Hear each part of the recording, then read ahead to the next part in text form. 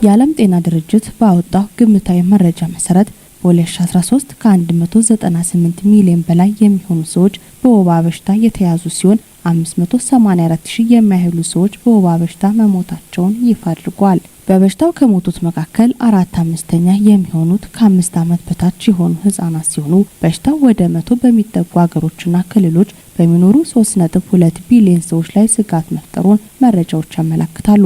በዓለም ላይ በወባ ተጋላጭ የሆኑትን አንዳንድ አካባቢዎች በተለይም የጤና አጠባበቅ ተደራሽነት ውስን በሆኑ ታዳጊ ሀገራት ላይ የሚያጠቃ ገዳይ በሽታ መሆኑን ያክላል። የወባ በሽታ በሞቃታማ አካባቢዎች በተለይም በአፍሪካ፣ በኢዚያና በላቲን አሜሪካ የተስፋፋ መሆኑን ይነገራል። ሰላም ጤና ይስጥልን የተወደዳችሁ ተመልካቾቻችን፣ በዛሬው የጤና ዝግጅታችን የወባ በሽታን እንዴት መከላከል እንችላለን በሚል ርዕሰ ጉዳይ ላይ በገብረ ጻድቅ ሻው አጠቃላይ ሆስፒታል በመገኘት አንድ መሰናዶ አዘጋጅተናልና እንድትከታተሉን የአክብሮት ግብዣችን ነው።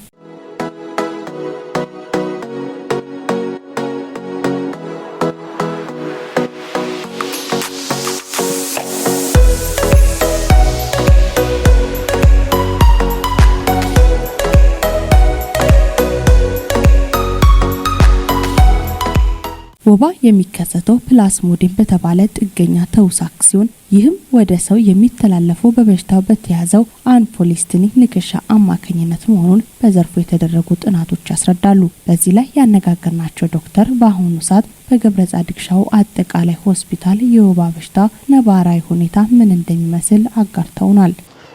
አካባቢ ስናየው ወባ እንግዲህ ብዙ ሰዎችን እየጎዳ ያለ ነው። በመለስተኛም በከፍተኛ ደረጃ እየታመሙ ያለበት ሁኔታ አለ ማለት የጸና ህመምና መለስተኛ በየሰፈሩ እንዲሁ ወባ አሟቸው ታክሞ የሚሻላቸው አሉ።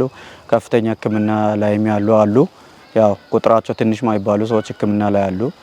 እስካሁን ድረስም የብዙ ሰዎችን ህይወት ለመቅጠፍ ችሏል ማለት ነው። በጣም ያን ያክል በህክምና እንግዲህ የተረዱ ብዙ ሰዎች አገግሞ ቢወጡም ትንሽ ማይባሉ ሰዎች ህይወታቸውን ለማጣት ችለዋል። ይህን ይመስላል ያለበት ሁኔታ። የወባ በሽታን ለመከላከል ህብረተሰቡ ከመንግስት ጎን በመሆን አስፈላጊውን ጥንቃቄ ማድረግ እንዳለበትም አሳስበዋል። ወባ በሽታን ለመከላከል መንግስት ያው ብዙ ጥረቶችን እያደረገ ነው የሚገኘው። ጸረ ወባ ኬሚካሎችን ከመርጨት አጎበር ከማከፋፈል እና ህክምናዎችን ለማሟላት የሚደረገውን ጥረት ያው እናደንቃለን። ህብረተሰቡም ከመንግስት ጎን በዚህ ጋር በመሆን ኬሚካል የሚረጭበት ሰዓት ላይ በመተባበር ለራሳቸው ጥቅም ስለሆነ አጎበሮችንም በትክክሉ በመጠቀም ይህንን ማድረግ አለባቸው ብዬ አስባለሁ። በመንግስት ደረጃ እየተደረጉ ያሉት ትልቅ አስተዋጽኦችን እያየን ቢሆንም ያው ከአንዳንድ ሌሎች ወባ የበዛባቸው የአፍሪካ ሀገሮች ከምናየው መከላከል አንጻር ትንሽ ወዳላ ያለንበት ሁኔታ አለ። ለምሳሌ በኬንያ ምናምን አካባቢ ላይ አንዳንድ ክኒኖች ቀድሞ በየወሩ ምናምን የሚታደልበት ሁኔታ አለ። ለምሳሌ በኬንያ ከ14 እስከ 20 ምናምን ዓመት ያሉ ህጻናት ላይ ወደ 30,000 የሚደርሱ ህጻናት ላይ ሪሰርች ተሰርቶ የኦንኮ መድኃኒት ወይንም አይቨርሜክቲን የሚባለው በየወሩ አንዳንድ ክኒን ወይንም በኪሎአቸው 400 ማይክሮግራም በኪሎአቸው ሲሰጥ ወባን በትልቁ ለመከላከል እንደተቻለ ያሳያል። እነዛን ክኒን የወሰዱ ሰዎች ላይ ደም ስትወስድ እቺ ትንኛ እንደምትሞት ጥናቶች ስለሚያሳዩ እንዲህ ያለት ነገር ላይ ቀድሞ መከላከል ላይ ክኒኖች ላይ በተለይ መሰራት ያለበት ነገር ያለ ይመስልኛል። ታማሚዎች የሚታዘዘውን መድኃኒት ከተገቢ ቦታ በመግዛት ጤናቸውን እንዲጠብቁ መልእክት አስተላልፈዋል። ብዙ ጊዜ ወዲያው ወስደን አይሻለንም የሚሉ ብዙ ሰዎች ህክምና ተቋማችን ጋር ይመጣሉ። ይህ ሊሆን የሚችለው ምንድነው? በብዙ ምክንያቶችን ማሰብ ይቻላል። አንደኛው እንዳልሽው የመድኃኒት ጥራት ጉድለት ሊሆን ይችላል። በብዛት የወባ ህክምና ያው መንግስት ጋር ነው ያለው። ግለሰቦች ጋር መድኃኒቶቹም ሆኑ ህክምናው ላቦራቶሪ ምርመራው በብዛት በብላክ ማርኬት የሚመጡ ናቸው ማለት በኮንትሮባንድ የሚመጡ ናቸው ወይንም ከሆኑ ከጤና ተቋማቶችም ይወጡ ሊሆኑ ይችላሉ። በዛ ሂደት ላይ ሲሸጋገሩ ሲንቀሳቀሱ በወይ በጣም በሞቃታማ ሁኔታ ላይ ሊደረጉ ይችላሉ። ስቶሬጅ ፕሮፐር አይሆንም ማለት ነው። በመንግስት ደረጃ ግን ትክክለኛ ስቶሬጅ ትራንስፖርቴሽን ጠብቆ ስለሚመጣ መድኃኒቶቹ ኳሊቲ ናቸው። የወባ ክኒኖችም መርፌዎችም ሁሉም ነገር ኳሊቲው የተረጋገጠ ነው ማለት ነው።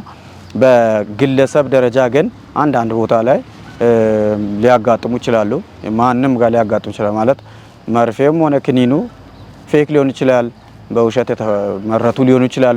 እንደገና ደግሞ ትክክለኞቹ ከመንግስት ተቋማት ተሰርቀውም ሲንቀሳቀሱ የተበላሹ ሊሆኑ ይችላል። ወይ በጣም ሙቀት ላይ ያለፉ ሊሆኑ ይችላል፣ ወይ በጣም ቅዝቃዜ ላይ ስቶሬጅ አለ መድኃኒት እና የላቦራቶሪ እቃዎች መቀመጥ ያለበት። እሱን ስቶሬጅ ካልተከተልን ያው ምርመራዎቹም ፎልስ ሪዛልት ነው የሚሰጡን፣ መድኃኒቶቹም አይሰሩም ማለት ነው። እንደውም ለጉዳትም ሊዳርጉ ይችላሉ። ስለዚህ ሌላኛው ደግሞ ዝም ብሎ ሳያማቸው የወባ ክኒኖችን ገዝተው የግል ክሊኒክ ፋርማሲዎች ጋር ሄዶ ወባ እያመመኝ ነው፣ ራስ ምታት አለኝ፣ ኳርተም ስጠኝ፣ ክሎሮኪን ስጠኝ እያሉ ይወስዳሉ፣ ይስተዋላል። እና ይህም ወባ መድኃኒት እንዳይሰራ ሬዚስታንስ ሊያመጣ ይችላል ማለት ነው። በሽታ ክኒን መድኃኒት የተላመደ ወባ የሚባለው ሊያመጣ ይችላል። እሱም በብዛት ይስተዋላል። በብዛት ዝም ብሎ ካገኙበት ገዝተው ክኒን መውሰድ፣ ከዛ ስብስባቸውን ወደ ሆስፒታል የሚመጡት። ያ ደግሞ መድኃኒት ስንሰጥ ላይሰራም ይችላል። ወስዶ ሲጨርሱም ወዲያው የማገርሸት ባህሪ ሊኖር ይችላል። ሶስተኛው መንስኤው ደግሞ በመድኃኒቱና ሕክምና አለመመሳሰል። ለምሳሌ ያመማቸው ወባ ላቦራቶሪ ላይ በጣም መቀራረብ እንትን አላቸው። ባለሙያው በትክክሉ ይሄ እንደዚህ አይነት ወባ ነው፣ ይሄ እንደዚህ አይነት በብዛት እኛ ሀገር ያለው ፋልሲፓረም እና ቫይቫክስ ይባላሉ። ፋልሲፓረም የጭንቅላት ላይ ወጥቶ ምናምን ብዙ ኩላሊትና የተለያዩ ሰውነት ክፍል ላይ ጉዳት የሚያመጣው ወባ ነው። እሱ ነው ፋልሲፓረም። ቫይቫክስ ደግሞ መለስተኛው ነው። አሁን ግን ቫይቫክስም አንዳንድ ጊዜ ከባድ ችግር ኩላሊት የመጉዳቱ የጭንቅላት ላይ መውጣት እንደዚህ አይነት ባህሪያቶችን እያሳየን ያለው አሁን ማለት ነው። ስለዚህ አንዳንድ ጊዜ ፋልሲፓረም አሞት ክሎሮኪን ቢሰጠው አንድ ሰው ለትንሽ ጊዜ ያው በሽታዎቹ ተቀራራቢ ስለሆኑ አንድ አይነት በሽታ ናቸው፣ ዝርያቸውን የሚለያየው ትንሽ ሊያገግሙ ይችላሉ፣ ግን ወዲያው የመነሳት ባህሪ ይኖረዋል ማለት ነው። እንደዚህ አይነት ነገሮችም ከኪሎአቸው ያነሰ መድኃኒቱ ይሰጣቸው። በኪሎ ነው የወባ ክኒን መድኃኒት የሚሰጠው ለአዋቂም ለህፃናትም ማለት ነው። እንደ ሌሎች መድኃኒቶች ሳይሆን በኪሎአቸው ልክ መሰጠት ሲችል፣ ለምሳሌ ለ100 ኪሎ የሚሰጠው መድኃኒትና ለ50 ኪሎ የሚሰጠው እኩል አይደለም። ለ100 ኪሎ እና ለ50 ኪሎ እኩል ወይ 120 ሚሊ ግራም ነው ብሎ ለሁለቱም ቢሰጥ ለ50 ኪሎ ሊበዛ ይችላል 120፣ ለ100 ኪሎ ደግሞ ያንሳል ማለት። ስለዚህ ትንሽ ያሸልብና ትንሽ የመቀዛቀዝ ባህሪ ያሳይና ወባው መልሶ ራሱን አጠናክሮ ይመጣል ማለት ነው። ስለዚህ እነዚህ ነገሮችንም ማሰብ ያስፈልጋል ቶሎ ሲነሳባቸው። ይህን ይመስላል። ብዙውን ጊዜ የወባ ታማሚዎች የታይፎይድና መሰል በሽታዎች ተጠቂ ይሆናሉ የሚባለው ለምን ይሆን ብለን ላነሳንላቸው ጥያቄ ተከታዩን ብለዋል። በብዛት አንቺ እንዳልሽው ወባ በሽታ ታይፎይድና ታይፈስ አብሮ አለበት ይላሉና አብሮ ብዙ ጊዜ ይገኛል ይላል። ግን በሳይንስ ደረጃ ያለው ምንድነው? ታይፎይድ በታዳጊ ሀገሮች ላይ ከወባ ጋር አብሮ ሊኖር ይችላል። ከ10 እስከ 15 ወይ 20% የሚያክሉት ከባድ የወባ ታማሚዎች ልክ እንደ ሰረብራል ማሌሪያ ጭንቅላት ላይ የሚወጣ ወባ አብሮ ከባድ ታይፎይድ ሊኖር ይችላል። ሁለቱንም ነው የምናክመው ማለት ነው። ከዛ ውጪ ግን ሁሌ ታይፎይድና ታይፈስ አብሮ ይመጣል የሚባል ኢቭን ምርመራው ራሱ ታይፎይድ የተባለ ያው ታይፎይድና ታይፈስ ኢትዮጵያ ላይ በብዛት አይመረመርም የለም ማለትም ይቻላል። ማለት ይህን ያክል በጣም ብዙ አይደለም። እኛ እንደምንሰማው ቀን ሙሉ ሰው ታይፎይድ የታከመ የሚውለውና ያን ያክል እንደዚህ ታይፎይድ በሽታ አይበዛም። እንደ ታይፎይድ አይነት መለስተኛ ችግሮች አሉ። ኢቭን ባንታከም ራሱ በራሱ ጊዜ የሚጠፋ ድካም፣ ራስ ምታት ምናምን እነዚህን ላቦራቶሪ ሲሰራ የኔም ያንቺም የሁላችንም ቢሰራ ታይፎይድ ያሳያል። እኛ ጋር እዚህ ኢትዮጵያ ውስጥ ያለ ላቦራቶሪ በሱ ሲታይ አብዛኛው ሰው ታይፎይድ ስትሮንግሊ ምናምን ይላሉ እና ይሄ ማለት ግን ሊያስደነግጠን ወይንም በሽታችን ተገኘ ብለን እንደነቃ አይገባም። ምክንያቱም ታይፎይድ ማለት በጣም ከባድ የነበረ በሽታ ነው። አሁን በብዛት የለም፣ እንደ ወረርሽኝ ነው የነበረው። አሁን ያለው ቀለል ያሉ የታይፎይድ ዝርያዎች ናቸው። እነሱ እንደ ታይፎይድ አይቆጠሩም ማለት ነው። ስለዚህ እነሱንም በየቦታው መታከሙ መድኃኒት መለማመድን ሊያመጣ ስለሚችል ጥንቃቄ ያስፈልገዋል።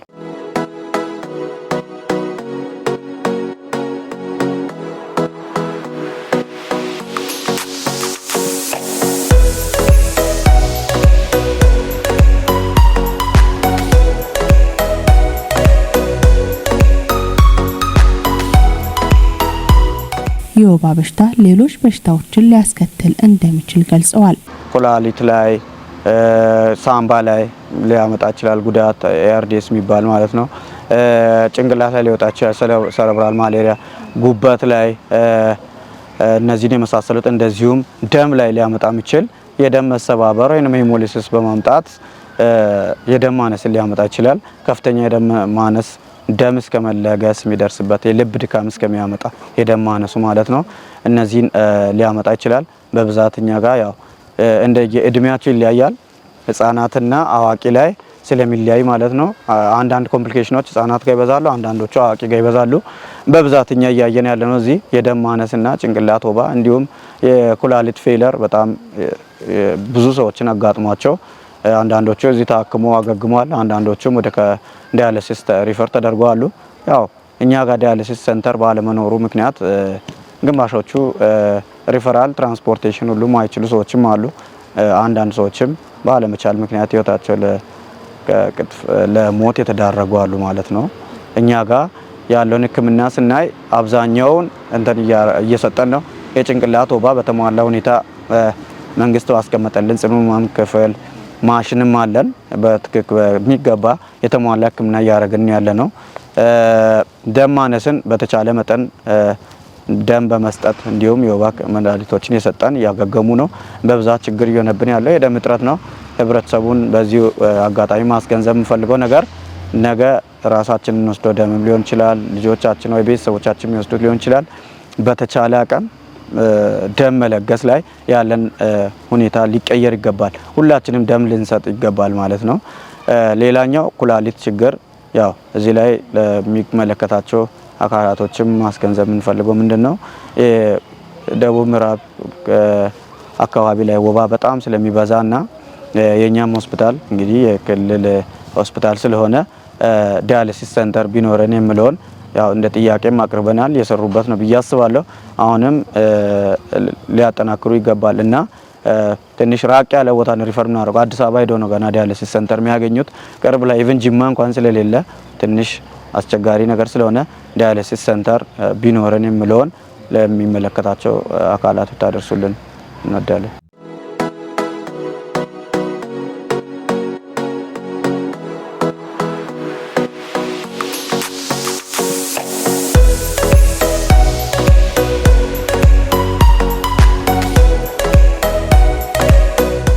ለወባ በሽታ አጋላጭ የሆኑ ሁኔታዎች እንዳሉ በማስረዳት በሽታውን በሁለት አይነት ህክምና ማከም እንደሚቻልም ጠቁመዋል። የወባ በሽታ እንግዲህ አጋላጭ ሁኔታዎች ምንድናቸው? እድሜ አለ። ህፃናት በጣም ተጋላጭ ናቸው። በተለይ ከ5 ዓመት በታች ያሉት፣ ነፍሰ ጡር ሴቶች፣ በእድሜያቸው ጠና ያሉና በሽታ መከላከል የደከመባቸው ሰዎች፣ የተለያየ በሽታ ያለባቸው እነዚህ ሰዎች ተጋላጭ ናቸው። ሌላው ደግሞ እንግዳ ሰዎች ወይም ወባ ከሌለበት ቦታ ወባ ወዳለበት ቦታ የሚመጣ ሰው በቀላሉ ከባድ የሆነ ወባ ሊይዞ ይችላል ማለት ነው። ወባ ያለበት ቦታ ላይ ተወልደው ያደጉ ሰዎች ኢሚኒቲያቸው የዳበረ ስለሆነ ያን ያክል አደገኛ ወባም አንጠብቅም፣ የጠነከሩ ናቸው።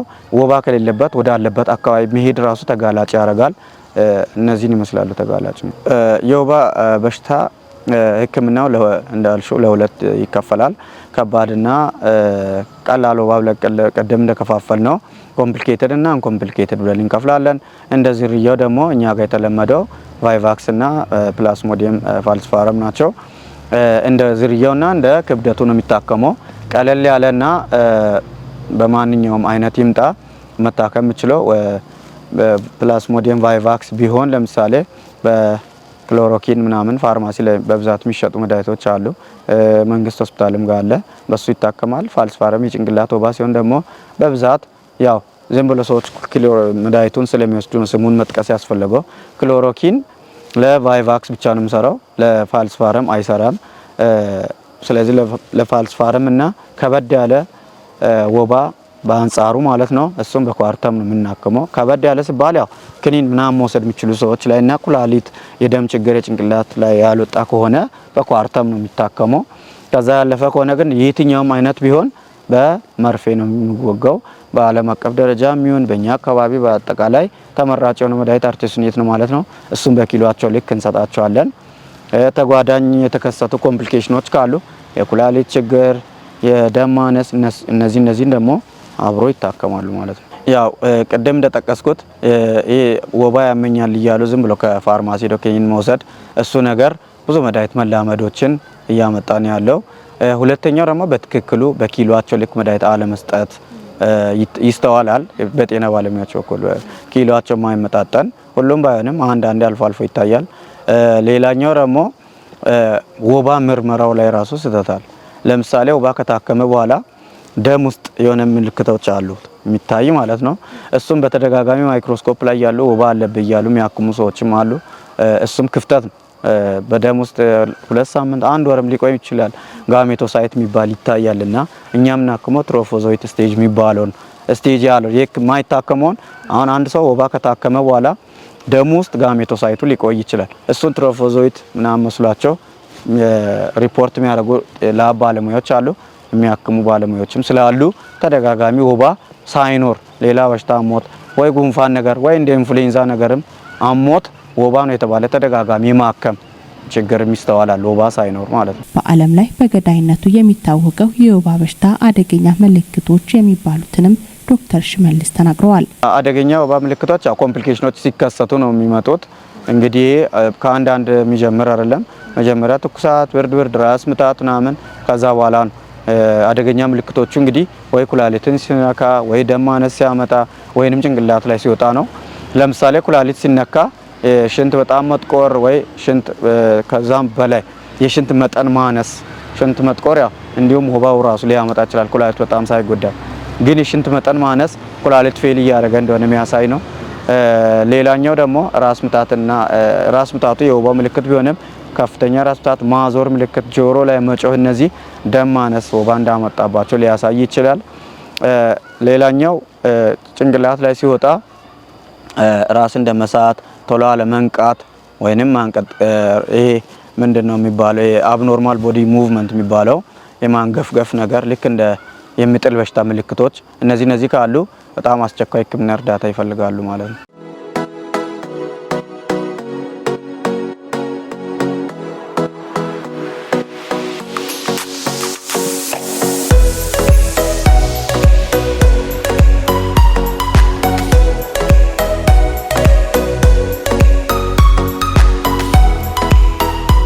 ህብረተሰቡ ጥንቃቄ የተባሉትን ጥንቃቄዎች እንዲያደርግና ምርመራውም ላይ ሕክምናውም ላይ በጣም መጠንቀቅ እንዳለበት ነው። መድኃኒት በየቦታው መግዛት፣ መዋጥ፣ እነዚህ በሽታው ራሳቸው ላይም ለሌላውም ህብረተሰብ አካል በሽታ የተላመደ ወባ ስለሚፈጥር ጥንቃቄ ይፈልጋል። አሁንም በጣም ብዙ ፐርሰንት እየደረሰ ነው የበሽታ የተላመደ ወባ ማለት ነው። ብዙ ሰዎች አሁን በአርቲስኔት እንግዲህ አለ የተባለ መድኃኒት በሱ አክመን አልሻል ምላቸው አሉ እና እሱም የራሱ የሆነ ህክምና አለው። ቀጥሎ ያለ ስቴፕ ህክምና አለ። እዛ ደረጃ ላይ ከመድረስ ኢቨን ምንም አይነት መድኃኒት ላይሰራ ሁሉ ይችላል። ስለዚህ ለራሳቸውም ጉዳት አለው ማለት ነው። ከየቦታው የወባ ክኒን ገዝተው መዋጥ፣ እንደገና ደግሞ ህክምናውንም ለቀላል ወባ መርፌ የሚሰጥበት ሁኔታዎች ይስተዋላሉ። እሱም መስተካከል አለበት። ከባዱ ወባ ደግሞ እንዲሁ በክኒን የሚታከምበት እና ሰዎች ለኮምፕሊኬሽን የሚዳረጉበት ሁኔታ ይስተዋላል። ሰውየው ክኒን መዋጥ አልችልም እያለ ወይንም እያስመለሰው ክኒን ተሰጥቶት ራሱን ስቶ የሚመጣበት ከዛ መርፌ የምናስጀምርበት ሁኔታ አለ። ደግሞ ለማይመጥ ነው ማለት ዝቅተኛ ወባ በክኒን በቀላሉ የሚሻለውን በመርፌ የሚያክሙ ሰዎችም ትንሽ ቢታቀቡ ጥሩ ነው ብዬ አስባለሁ። ህብረተሰቡም እነዚህን ጥንቃቄዎች ማድረግ ነው። ሌላው መንግስት ያው መከላከሉ ላይ ያደረገ ያለው ጥረት በጣም ትልቅ ቢሆንም አሁንም አንዳንድ ነገሮች ላይ እንደተባባል ነው ከአንዳንድ ነገሮች ልምድ በመውሰድ በየወሩ የሚሰጡ ክኒኖች ላይ ቢሰራበት የሚል መልእክት ማስተላለፈው።